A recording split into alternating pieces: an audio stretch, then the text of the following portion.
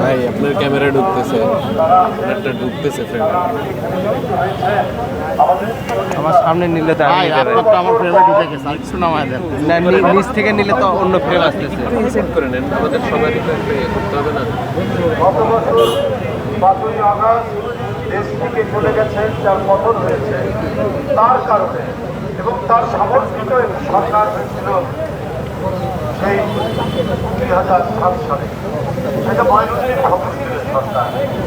সেই সরকার শেখ হাসিনার সরকার, এবং শেখ হাসিনা নিজেই বলেছিলেন তার আন্দোলনের ফসল তারা বিএনপির এখন যিনি ভারপ্রাপ্ত চেয়ারম্যান, সে সময় সিনিয়র যুগ্ম মহাসচিব জনাব তারেক রহমানকে গ্রেপ্তার করে বিনা কারণে মিথ্যা মামলায় সাজা দিয়ে শারীরিক নির্যাতন করে, যে নির্যাতনে তাকে কারাগারে এবং এই সিটি হাসপাতালে অবস্থান করতে হয়েছে।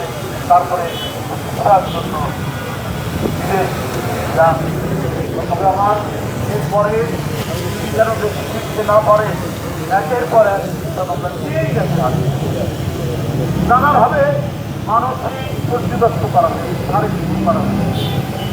এত যন্ত্রণা ভোগ করে 17 বছর যে পরিবারের সাথে বিচ্ছিন্ন থাকে, মায়ের সাথে দেখা হয়, তার আপন ছোট ভাইকে তার লাশ, তার জানাজা করতে পারে। সবই হয়তো শেখ হাসিনার কারণে। দেশের একটি জনপ্রিয় রাজনৈতিক পরিবার, রাজনৈতিক পরিবার